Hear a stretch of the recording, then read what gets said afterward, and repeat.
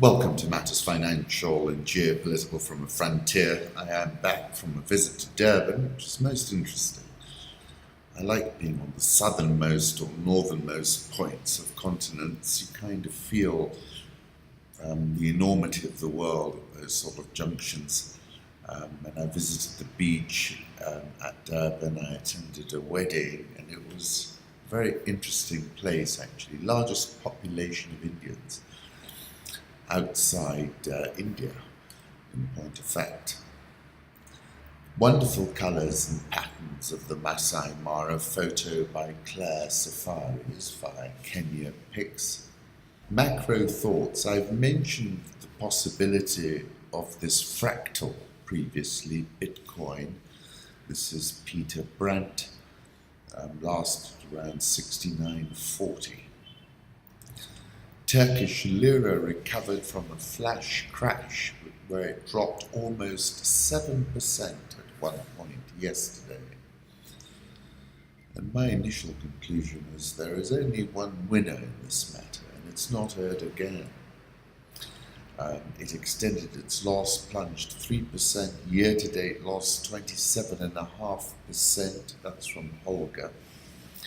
In May, I spoke about this when I said countries that have been flying by the seat of their pants and now being caught with their pants down, which I think is what's happened to President Erdogan.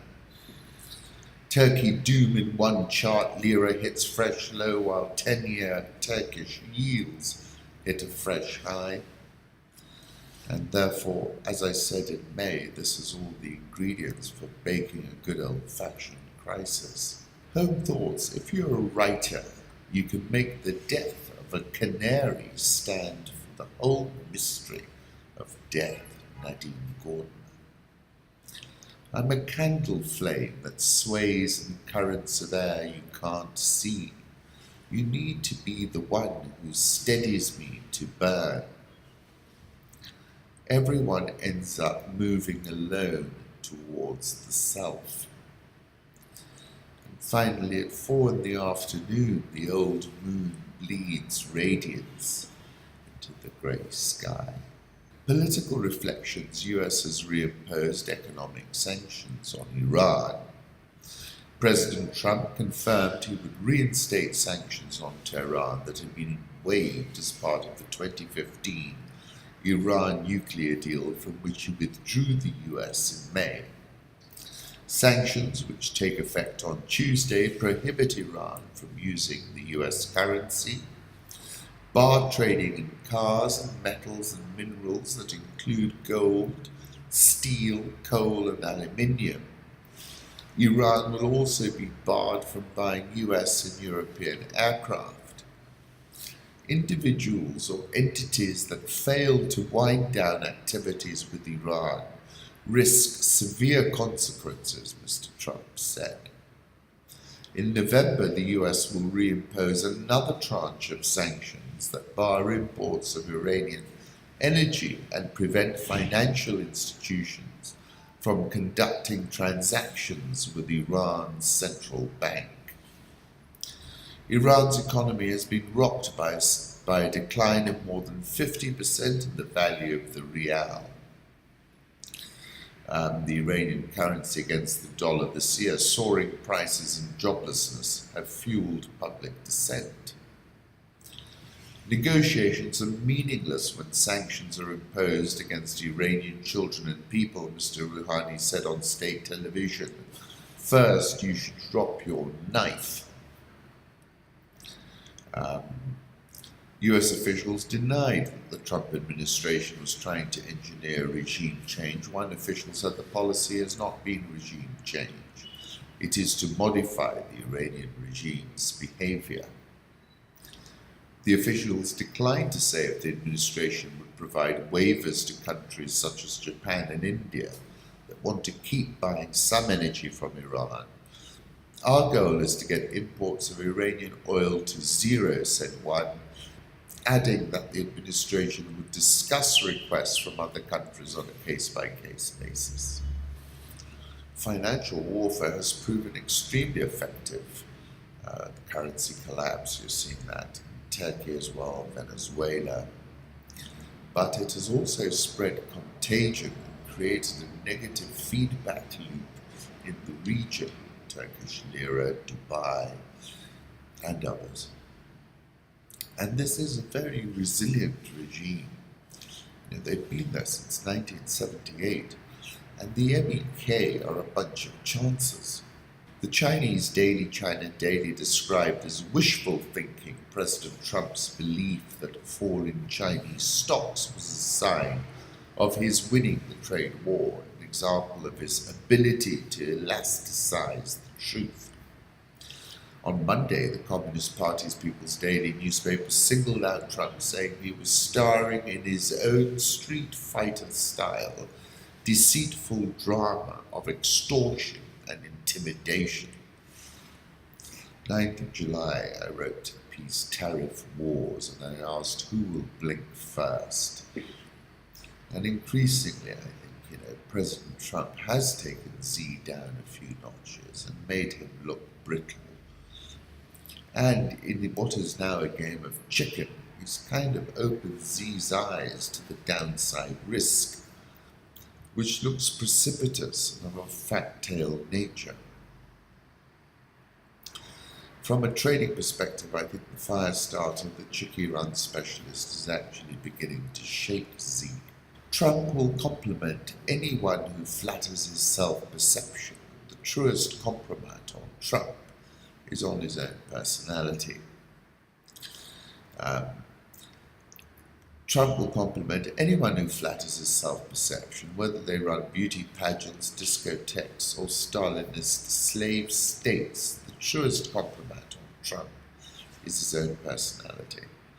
In March 1986, Yuri Dubinin arrived in New York to assume his post as the Soviet ambassador to the United Nations.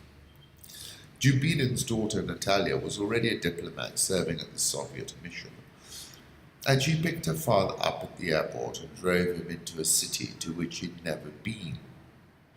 He wouldn't stay long. Within weeks of his arrival, Dubinin was reposted as Soviet ambassador to the United States and relocated to Washington, D.C. Their first stop, Natalia told newspaper Komsomolskaya Pravda, was a Tetris-like black skyscraper on Fifth Avenue. Professing himself impressed by what he saw in this monument to American capitalism, the greying apparatchik asked to meet its owner. So the Dubinins travelled to the top floor and were introduced to Donald Trump. It was a mutually delightful encounter. The first thing I saw in the city is your tower, the ambassador exclaimed to the developer. It must have been at an exceptionally cloudy day on the Grand Central Parkway. Trump melted at once, Natalia recalled. He's an emotional person, somewhat impulsive. He needs recognition. And of course, when he gets it, he likes it. My father's visit worked on him like honey to a bee. The Saudi state airline Saudia has suspended flights to and from Toronto. The latest in a series of measures the kingdom announced on Monday in its diplomatic row with Canada. The kingdom froze new trade and investment with Canada on Sunday after Ottawa urged Riyadh to free arrested rights activists. It also recalled its ambassador and gave the Canadian ambassador 24 hours to leave the country. Canada will always stand up for human rights, its foreign minister says amid the Saudi row. They've become very blunt in their statecraft in the Kingdom of Saudi Arabia. Train derailed next to Manangagwa poster promising a modern railway transportation system prophetic, asks Povo Sim. On balance, I think the international community will re-engage, but with more circumspection. Let's move on to the currency markets. Euro dollar 115.52, dollar index 95.33. Japanese yen 111.33, Swiss franc 0.9961, the pound 129.44, the Aussie 0.7395, Indian rupee 68.835, South Korean won 11.25.48, the Rial 373.61. Egyptian pound 17.8805, and the Rand, which sort of tested the top of the range last week, is back at 13.4270. This is a chart of the dollar index. We're at 95.33. We're still in that range. I spoke about 94 to 96, but I think on balance we're going to push through the top side. This is an epic rectangle the euro dollar put in over 2.5 years. This is from Pinecone Macro. 115.50 is where we're at last, 115.54, and the key area to watch is 115.15, where there's a double bottom. If we break that, we're going to just go straight down. Gold, 1209.70. This is a chart from Peter Brandt, who's gotten increasingly bearish about it. Crude oil, this chart is from Chickie Run. This has outperformed most commodities on the heightened tension, the geopolitical tension with Iran in particular. Iron ore is flying, copper tanking. Wasn't it supposed to be the other way? Emerging markets, EM FX volatility up sharply compared to developed markets, but the move seems just getting started. Many people think it's over. I don't. Have a look at this from Sun Chartist.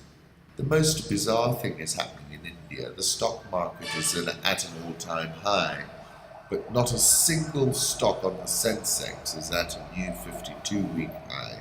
It's David Inglis. This Dubai builder expects the UAE's property slump to last for years.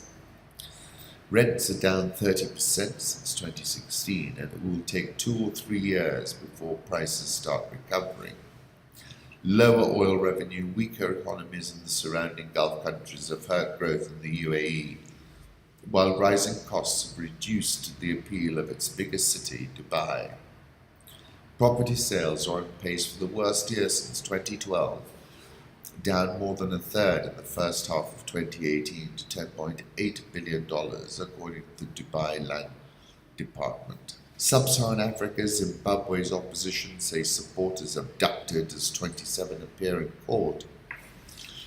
Said on Monday security forces were abducting its members in night raids to intimidate the party and stop it challenging President Emerson Mnangagwa's win in the national elections. Bloomberg says boasts of bullets, trains and divisions cost Zimbabwe's opposition dearly in the elections. Saying the victory of Emerson Mnangagwa has left Chamisa's movement for democratic change without enough seats to prevent the ruling ZANU-PF from changing the constitution. MDC's alliance with 6 other parties was fractious at best, according to analysts. That led it to field multiple candidates in areas where a single ticket might have boosted its tally. MDC could have scooped an extra 10 seats to block ZANU-PF's 2/3 majority if they didn't split the vote by fielding 2 or more candidates for some single seats.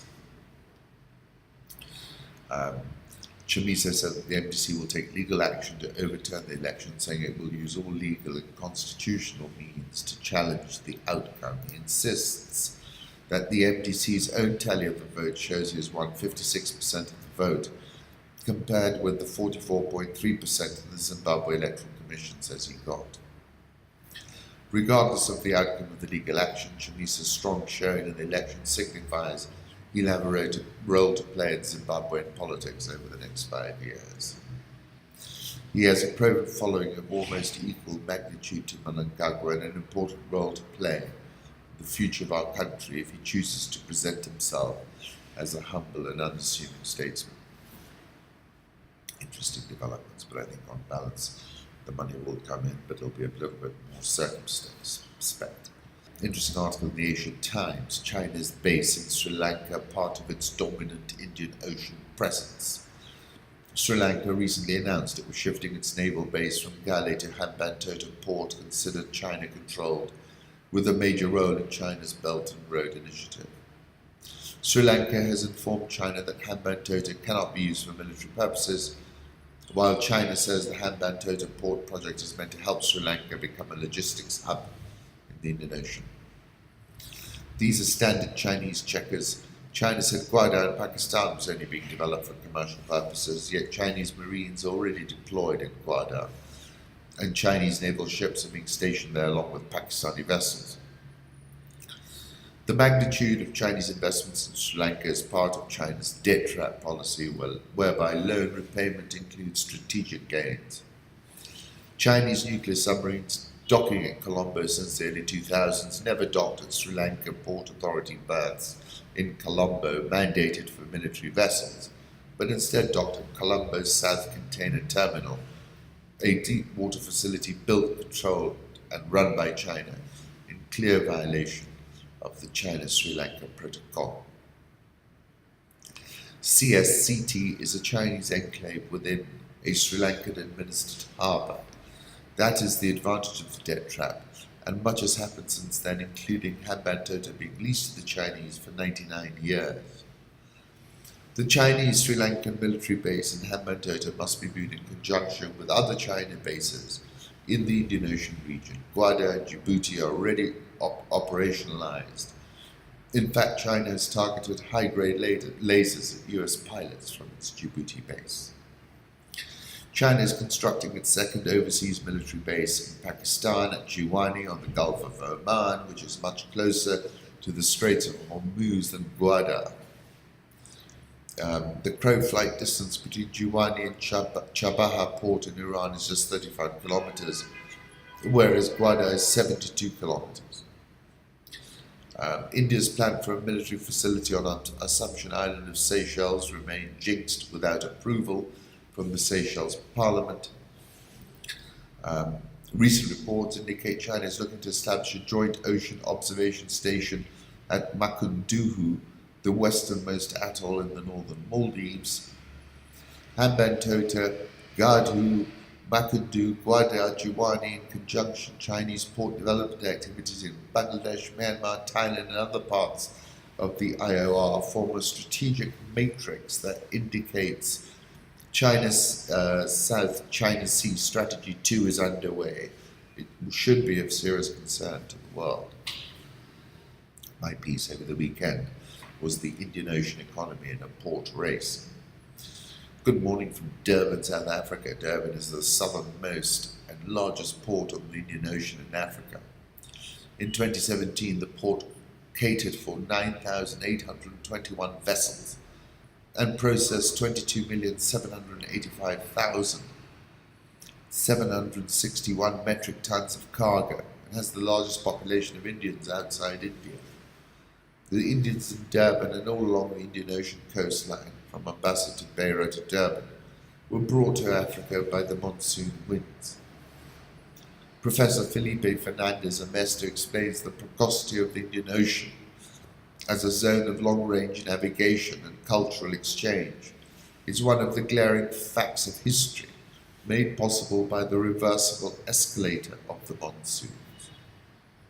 The Indian Ocean economy preceded the Atlantic Ocean economy, where the Europeans only learned how to crack the code of the Atlantic winds long after the Indian Ocean. Then, once they cracked the code, a new Western culture arose on both sides of the ocean. As we scan the blue economy, it is worth appreciating that maritime shipping is the lifeblood of Africa, with over 90% of the continent's imports and exports transported by sea. Today, from Massawa in Eritrea, admittedly on the Red Sea, to Djibouti, from Berbera to Mogadishu, from Lamu to Mombasa, to Tanga to Bagamoyo, to Dar es Salaam, through Beira and Maputo, and all the way to Durban, and all points in between. You're witnessing a port race of sorts as everyone seeks to get a piece of the Indian Ocean port action. China, the Belt and Road Initiative, the Gulf countries who now appear to see the Horn of Africa as their hinterland, Japan and India to a lesser degree, are all jostling for optimal geo-economic positioning. Overlay the geopolitics, and it is worth noting that the geopolitics has become much more fluid. Fluidity has been engendered by the spectacular arrival of Prime Minister Abiy in Ethiopia, which is landlocked, but of course a key future taker of port facilities. who has made peace with Afwerki's Eritrea and is surely set to undercut Djibouti and even lapse it. Both projects would seem to me to have been predicated to some degree on a permanent freeze in relations between Ethiopia and Eritrea. Investments in ports have a long lead time, and I'm not certain that those same investments are able to recalibrate at the speed with which the geopolitics is moving. The big risk is that these port investments will be Hambantota. Bloomberg reported that Hambantota Port had become a cautionary tale for Z's Belt and Road aspirations. The idea was to take an inconsequential harbour visited by fewer than one ship a month on average and turn it into a modern, bustling seaport, adorning a southern Belt and Road maritime route. It hasn't turned out so well. Hambantota, population at the time 11,200, got a new port. The port was partly funded during the Rajapaksa administration by a loan from the Exim-Port Bank of China. By the time Rajapaksa was voted out of office in 2015, more than 90% of Sri Lanka's government revenue was going towards servicing debt.